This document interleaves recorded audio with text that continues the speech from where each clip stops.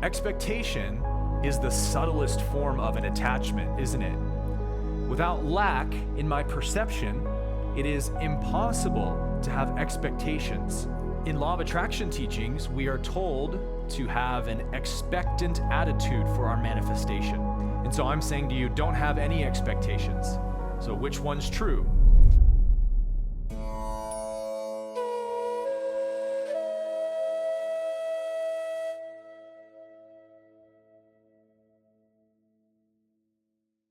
And what was really cool this week is that a really awesome, what I think is even more simple framework for the second belief of ego is how to spot your lack beliefs through your attachments.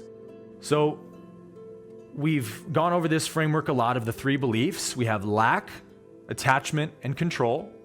The first belief that separation consciousness creates in the mind is I am lacking, I am insufficient, I am incomplete, something is missing inside of me. That's the first belief. And if I believe that, then I will immediately start to look in the world for my completion in external things, romance, money, success, fame, fortune, etc.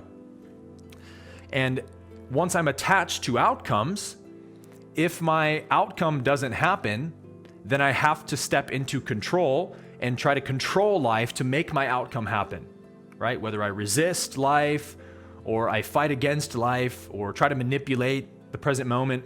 But control is the third belief, and that happens when I don't get my outcomes. So we have that lack, attachment, control cycle that just goes on in the ego mind. Attachment can be a little challenging to see because we associate that word as a more extreme thing, right? If I need to transcend my attachments, so we think about like addictions, really intense cravings, desires for the external things, but attachment is also extremely subtle. And so the question has been like, how do we see the really subtle attachments that escape our awareness throughout the day? And the word I want to use in replacement of attachment is the word expectation.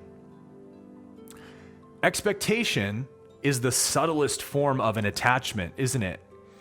If you have any expectation of how the next moment should go or how you want it to go, then you have a lack belief somewhere, don't you? You could never have any attachment to the material world unless you first had a lack belief in place. Without lack in my perception, it is impossible to have expectations from the ego position, right?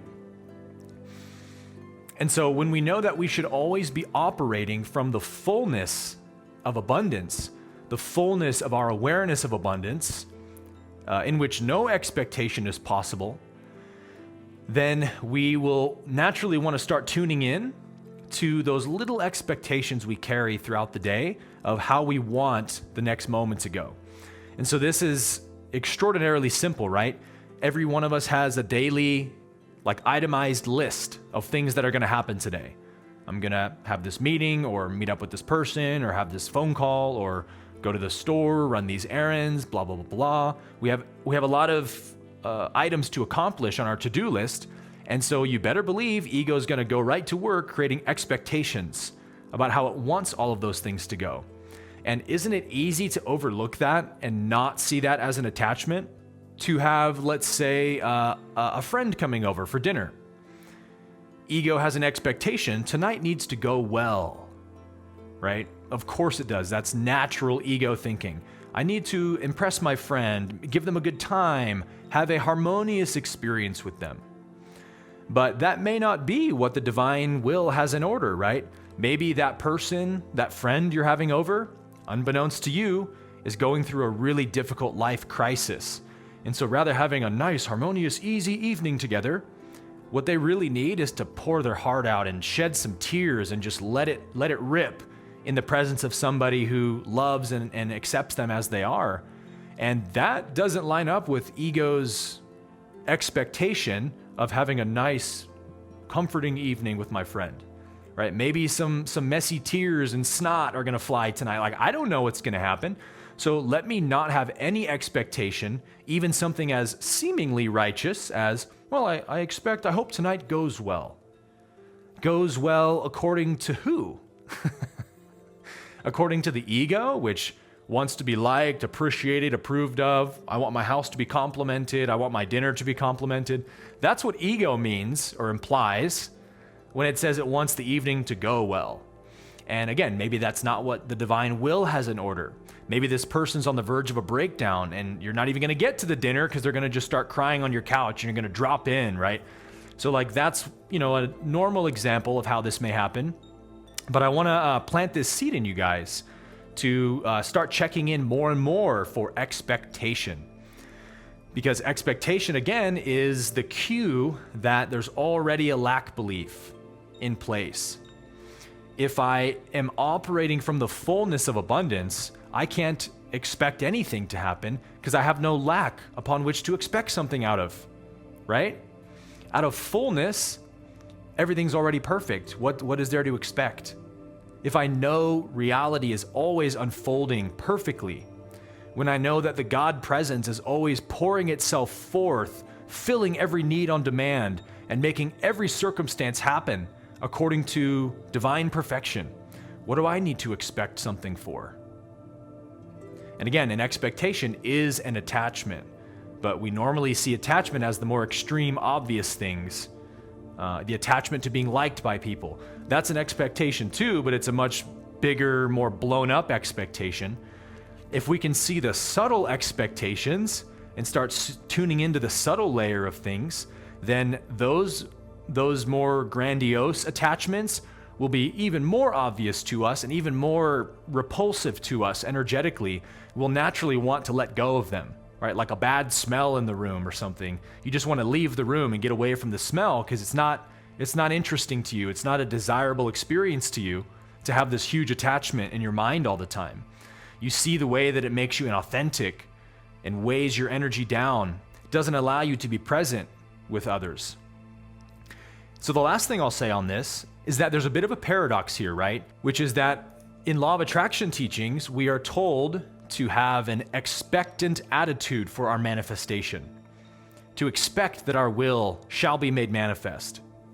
And so I'm saying to you, don't have any expectations. So which one's true? And here we go again with divine paradox, right? They're both true from two different perspectives. So what are we saying from the perspective of law of attraction manifestation? Expectation from the I am is simply the confidence of the creator in you that knows my word can never return to me void. So the expectant attitude when you're wanting to manifest a certain energy in your world is the right attitude for manifestation. But again, it's not coming from an ego position of lack. Ego's expectation is coming from poverty consciousness, right? This moment isn't good enough, so I hope the next moment will be better, and I expect it to go XYZ way. That's the kind of expectation we're saying to be aware of and to gradually rid yourself of, to where you're living in the present moment in total spontaneity, total presence and attention and alertness. That's the Wu Wei, I believe in. I want to say Taoism. Wu Wei is like spontaneity. I have absolutely no expectation for how the moment needs to go. I'm just here, ready to receive the moment as it is. And that's the giving and receiving we always talk about. Are you receiving life with full acceptance, a full yes to what's arising? And then are you giving to life who you are? Are you giving your authenticity? Are you being who you truly are? Or are you hiding who you are because ego has insecurities or jealousies or fears? Then you're not giving, right? So giving and receiving happens at the level of being, doesn't it? And from the level of being, if I'm operating in receiving life, I always say yes to life because life is always perfect. And I always give who I am because who I am is perfect. If we're in that state of consciousness, then the physical giving and receiving will flow out of that naturally, won't it? You won't have to think a second thought about it. Giving becomes a joy. Receiving becomes a joy. It's all a joy once your state of being is in that mode. And so expectation is what takes you out of that mode, because what is expectation a part of? From the ego's position, taking and keeping. Ego wants to take from life, and so it expects life to manifest in a certain way in the future so I can take the gratification I want from it. I'm going to get people's approval of me. I'm going to get people's validation of me. I'm going to make sure people like me. I'll be whoever they want me to be to get their approval. That's the taking and keeping. I'm not going to show my true divine self. I'm not going to be authentic, because what if they don't like who I really am? Then I won't get their acceptance of me, and I can't have that. So taking and keeping, or taking and withholding who you are from reality, from others. That's ego's version of expectation, but from the I am position, we should always expect that what we're intending for will be made manifest, because it will, and it has to, unless we cancel it out with the opposite, with a fear thought about it or a lack thought about it. Well, maybe I'm not worthy to receive abundance in some way. Then I just canceled out my intention for abundance, so I need to re-qualify it again. So that's how we operate from the I am state, right? Is we're always intending the will of God to be made manifest, and I am the will of God, so it's impossible for me from the I am state to intend for anything other than love, unity, abundance, wholeness, harmony, perfection, joy, bliss, peace, the gifts of God, right? That's all I will want if I'm in the I am state. If I want to get something from people, from the world, from someone, I know for sure I'm in the ego state, right? Ego consciousness. So this again requires us to be very mindful throughout the day, most especially, when you're going into a social situation. If you're going to a party, going to a friend's house, anything of the sort, as the Law of One says, with other selves, as A Course in Miracles says, with my brother, which represents all other selves. Other people are the greatest catalyst for us and the greatest mirror for us to see our expectations, yeah? To see our lack beliefs. If you got a lack belief, I promise you it'll come out with others. I promise you you're going to notice yourself shape-shifting a bit, wanting to get their attention or approval, being in too much of a rush to speak and not enough to listen to what they want to say. All those little ways are showing us. So I invite you to integrate this new perspective into your awareness of the second belief is really even just the subtlest expectation of how I hope the next moment manifests for me is an attachment to an outcome, right? That is outcome happiness, but on a very, very subtle level. And what's so awesome about the spiritual path, you guys, is that at a certain point when we've begun to deal with the intense cravings and addictions on the surface, we can dive into the deeper dimensions of self, of mind, and start noticing I do notice that when I'm around someone, I have a bit of an expectation that I hope they like me or they agree with my opinion or something like that. And I want to eradicate that. I have no expectation other than the will of God being made manifest. I'm just here to be of service.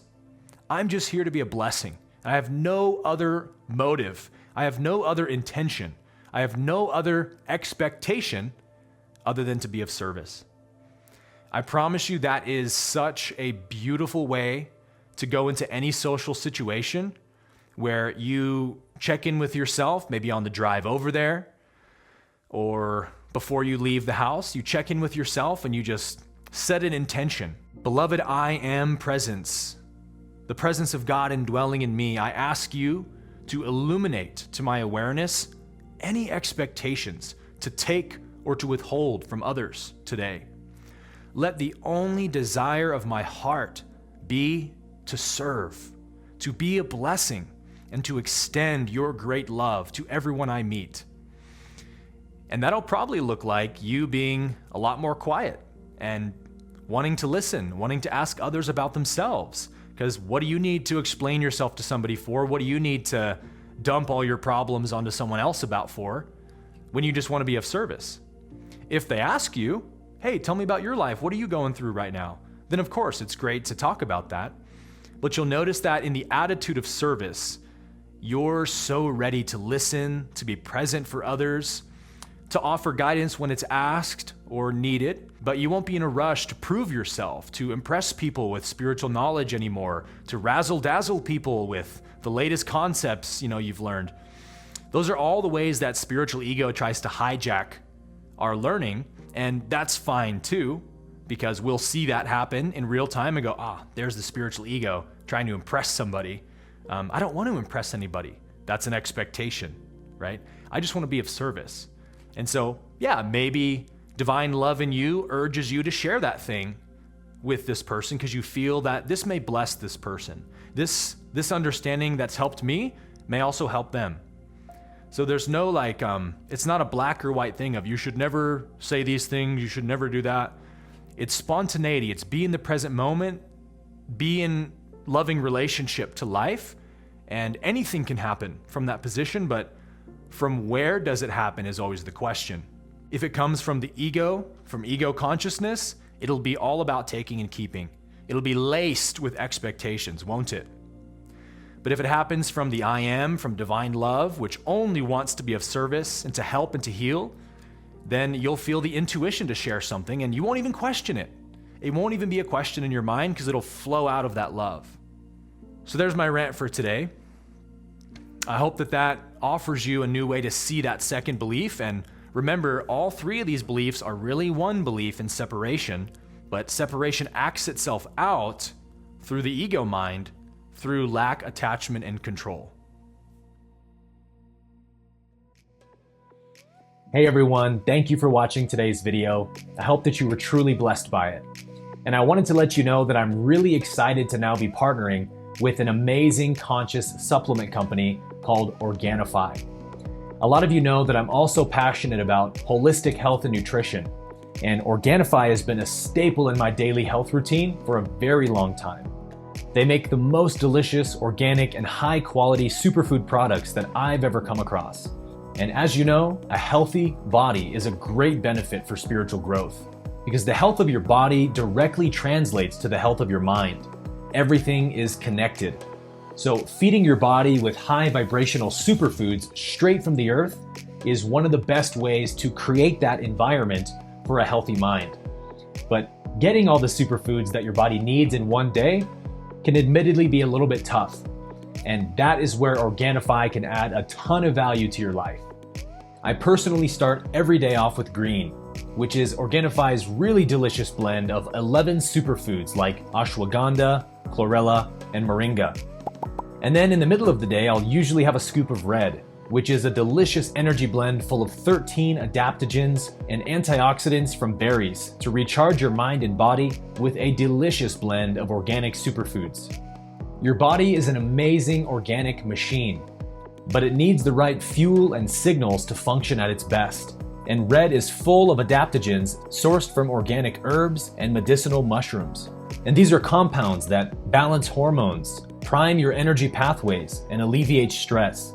So instead of crushing your adrenal system with huge doses of caffeine every day, adaptogens work with your body and give you natural, sustained energy all throughout the day. What's most important to me though about ORGANIFI is the way that they go above and beyond to ensure the cleanest and purest ingredients in all of their products. They are USDA certified organic, non-GMO, gluten-free, certified glyphosate-free, and absolutely zero fillers.